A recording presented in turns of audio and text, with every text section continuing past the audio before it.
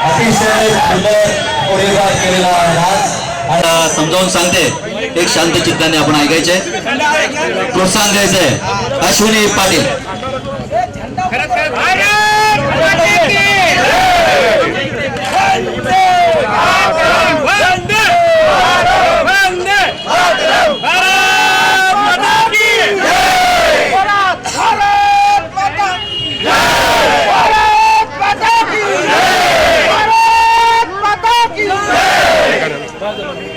सबका साथ वंदे वंदे मातरम। अश्विनी पाटील भारत माता की जय। आज आपण इकडे आपल्या देशाच्या 17व्या स्वातंत्र्य दिनानिमित्त जमला आहात, याच्यासाठी सगळ्यांना हार्दिक अभिनंदन। इथे जमलेल्या सर्व उल्हासनगर आणि अंबरनाथ येथील नागरिकांना माझा नमस्कार। आपण इथे जमला आहात, आज खूप आनंदाचा दिवस आहे, पण आपल्या देशामध्ये एक दुःखद गोष्ट आहे, ती म्हणजे मुलींची संख्या कमी होत आहे। आपण बघता, आपण समजा जर आपण घरी आलात आणि आपलं स्वागत करण्याकरिता आपल्या घरात आई, बहीण, पत्नी, मुलगी हे कोणीच नसतील तर आपल्याला कसे वाटेल? इतर ठिकाणी म्हणजे जसे कॉलेज, शाळा आणि इतर लोक असताना स्त्रिया नसतील तर हा काय निसर्गावर न्याय असेल का? आपण बघता सावित्रीबाई फुले, लक्ष्मीबाई या श्रेष्ठ स्त्रिया जर आपल्याला स्वातंत्र्य मिळवून देऊ शकता तर आपण मुलींना जन्म का देत नाही? आपण बघता आपल्या घरात आई ही आपल्याला सर्वात जवळची व्यक्ती असते। आपल्याला सर्वात जास्त गोष्टी आईकडनं शिकायला मिळतात। जर आई शिक्षित असेल तर मुलंही संस्कारी, सभ्य आणि हुशार असतात। मग जर मुलीच नसतील तर मग मुलांचा विकास कसा होईल? आणि आपण जर मुलींना जगू देत नसेल तर तुमच्या मुलांचे लग्न कसे होतील? आणि एक लक्षात ठेवा, मुलं आणि मुली यात काहीच भेद नाही। आपण बदला, आपला देश बदलेल। बेटी बचाओ, बेटी पढाओ। जय हिंद। धन्यवाद। अश्विनी पाटील ही एक छोटी मुलगी असून बऱ्याच मोठ्या गोष्टी आपल्याला सांगून गेलेली आहे, तर तिचे धन्यवाद मानतो। त्याचबरोबर आज इथे उपस्थित सगळा महिला वर्ग यांचा देखील आभार मानतो। त्यानंतर आजची ही रॅली, जी रॅली उल्हासनगर पासून निघाली, अंबरनाथ मध्ये त्याचं स्वागत झालं। Very good afternoon. आप सबको मेरा हार्दिक नमस्कार है। अंबरनाथ के वासियों को और उल्लासनगर के वासियों को मैं आपको धन्यवाद कहता हूँ। आप लोग इतनी तादाद में यहाँ पर आए और हमारी इस रैली को एक स्ट्रेंथ दिया है आपने। आपके जोश को देखकर मुझे भी जोश आ गया। मैं आप सबसे रिक्वेस्ट करता हूँ, प्लीज मेरी बात अब जो मैं बोलने वाला हूँ सिर्फ 5 मिनट बोलूँगा और आप सबके सुनने लायक है। जो भी पीछे खड़े हो, जो भी, प्लीज सामने आ जाओ। बहुत ही इंपॉर्टेंट बात कहूंगा। मैं आपको सिर्फ इतना बताना चाहता हूं कि लोग खाली कहते हैं मेरा भारत महान। वाई मेरा भारत महान क्यों?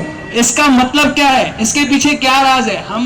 हम जानते ही नहीं, हम बोलते हैं मेरा भारत महान। मैं आपको बताऊंगा मेरा भारत महान। 2011 में फेसबुक मेरे लिए नया था, पता नहीं दूसरे लोगों के लिए नया था कि नहीं, लेकिन मेरे लिए नया था। फेसबुक में एक आदमी ने एक लाइन लिखी थी, India will never become like America. उसने क्या लिखा था कि India will never become like America. क्या आप लोग मानते हैं? तो आपको लगता है मैंने क्या लिखा? मैंने नीचे लिखा, yes sir you are right, India will never become like America. Because Shivaji Maharaj कहाँ पैदा हुए थे? इंडिया में। भारत कहिए आप, शिवाजी महाराज भारत में पैदा हुए थे। चंद्रगुप्त मौर्य भारत में पैदा हुए थे। दिवाली भारत में मनाई जाती है, होली भारत में मनाई जाती है, ईद मुबारक भारत में मनाई जाती है, और ताजमहल भारत में है। कुतुब मीनार वर्ल्ड के 2 सबसे कहते हैं ना अजूबे, वो 2 तो भारत में ही है, वो सब भारत में है। तिरुपति टेम्पल भारत में है, सोनी दरबार गुरु नानक देव साहिब की जी भी भारत में है। ये सब भारत में है, तो how India will become like America? India का भी अमेरिका बन नहीं सकता। दूसरी इंपॉर्टेंट बात मैं आपको बताता हूं, आज भी बच्चों को स्कूल में ये पढ़ाया जाता है कि इंडिया इज डेवलपिंग कंट्री।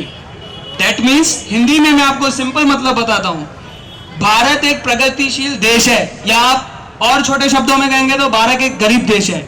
मैं आपको अब सच्चाई बताता हूं, भारत कितना अमीर है और भारत के पास कितना है। 1200 करोड़ हर साल एक सॉफ्ट ड्रिंक कंपनी कमा के जाती है, एक साल में 1200 करोड़ हमारे देश से। ऐसी न जाने कितनी कंपनियां हैं, तो भारत गरीब कैसे हुआ? जब अमेरिका में आर्थिक मंदी चल रही थी 2011 में, तब प्रधानमंत्री थे मनमोहन सिंह जी। उस टाइम पे बराक ओबामा जी अपने एरोप्लेन में सीधा इंडिया आए और मनमोहन जी से हाथ मिलाया, बोला कि हमको आपके देश में एफडीआई खोलना है और वॉलमार्ट खोलना है। तो जब हमारा देश गरीब है तो वॉलमार्ट में क्या करेगा? दूसरी बात, हमारा देश न कभी गरीब था, न है, न कभी होगा। लोग कहते थे कि भारत सोने की चिड़िया है। You are right and you are right. Bharat सोने की चिड़िया था, है और रहेगा, लेकिन आज भारत सोने का मोड़ है। और भी एक इंपॉर्टेंट बात मैं आपको बताना चाहता हूं, जब अंग्रेज हमारे ऊपर राज करते थे, उस समय चिकन पॉक्स करके एक बीमारी थी जिसको आप माता कहते हैं। उनका इलाज उनके पास नहीं था और वो मर रहे थे।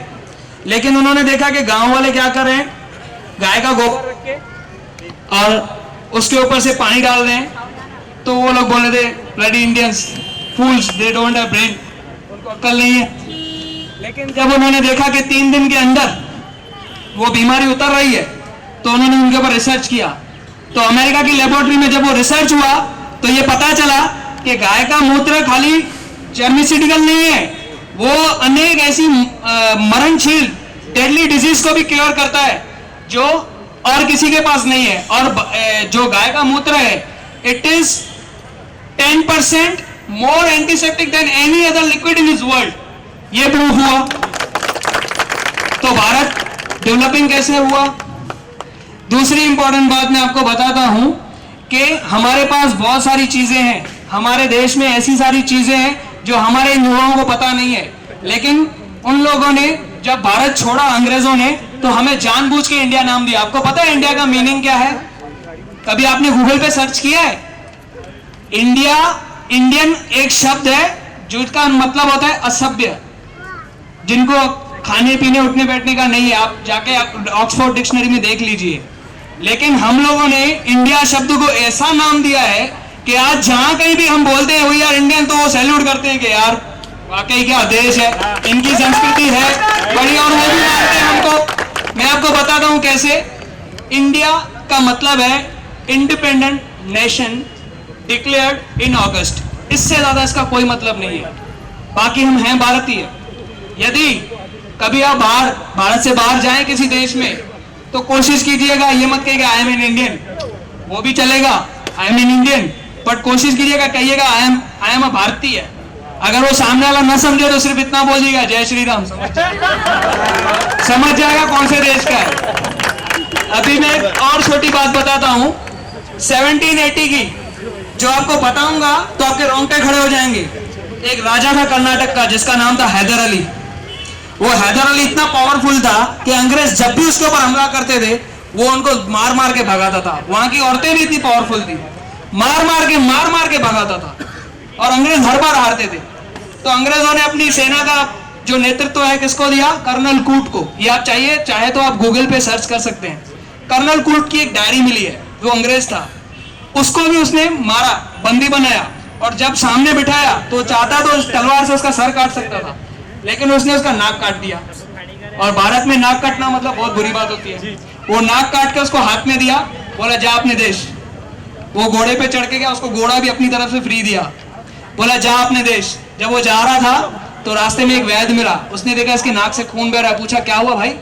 बोला सर मैं जा रहा था, पत्थर लग गया, नाक कट गई। बोला नहीं, ये ऐसा कटता ही नहीं है नाक, ये किसी तलवार से कटा है। तो उसने बता दिया कि हाँ आपके राजा, कर्नाटक के राजा जो हैं, वो बेलगाम पहुंचा था, उसने कहा कि हाँ मुझे उसने काटा है। बोला मैं इसको ठीक कर सकता हूँ। बोला क्या बात करते हो? बोला हाँ मैं इसको ठीक कर सकता हूँ। ओके, हमारे पास समय थोड़ा कम है, मैं शॉर्ट में बता देता हूँ। तो जब भी उन्होंने देखा कि हाँ उन्होंने इसकी नाक ठीक कर दी। जब नाक ठीक कर दी तो अंग्रेजों ने बोला अरे यार ये टेक्नोलॉजी तो हमारे पास है ही नहीं, तो उन्होंने बेलगाम में भेज दिया अपने अंग्रेज। और वहां पे जो संसद थी वहां पे उसने कहा देखो मेरी नाक कटी हुई लगती है लेकिन कटी हुई है, एक इंडिया के किसी वैद्य ने मेरी नाक बनाई है। वहां से प्लास्टिक सर्जरी स्टार्ट हुई है और ये कह रहे हैं India developing country. Last conclusion point, मेरे पास ज्यादा समय नहीं, बातें बहुत है मेरे पास बताने के लिए लेकिन समय नहीं। लास्ट कंक्लूजन पॉइंट बताता हूँ। स्वामी विवेकानंद जब भी अपना स्पीच देते थे स्टेज पे, तो जब नीचे उतरते थे बहुत सारे रिपोर्टर उनको घेर लेते थे। तो एक लेडी रिपोर्टर अंग्रेज थी, उसने उनका मजाक उड़ाने के लिए टॉन्टिंग किया, कहा कि सर आप भारतीय भारतीय करते हैं, हमेशा भारतीयों की बात करते हैं, भारतीय ये भारतीय वो, आपने सर से लेकर पांव तक तो भारतीय वेशभूषा पहनी है लेकिन अमेरिका के जूते क्यों पहने आपने? तो स्वामी विवेकानंद ने बड़े ही सरल इस पे जवाब दिया कि भारत में बनी हुई चीजें मैं अपने सर पे पहनता हूं और आपके देश में बनी हुई चीजें अपने पैर पे। भारत माता की, भारत माता की, भारत माता की।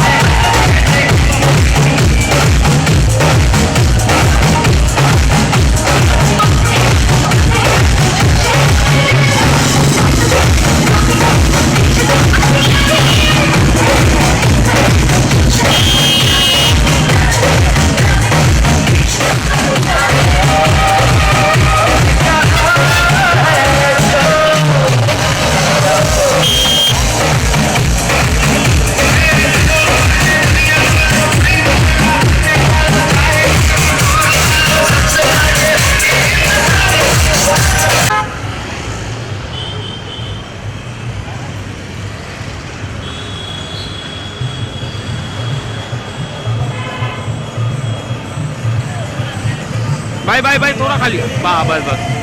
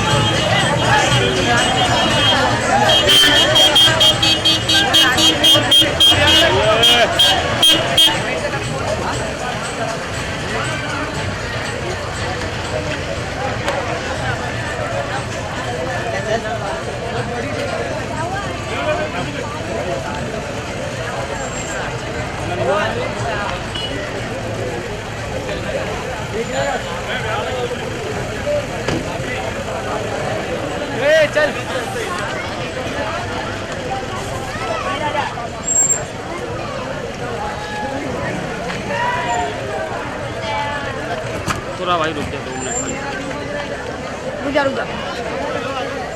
भारत माता की जय।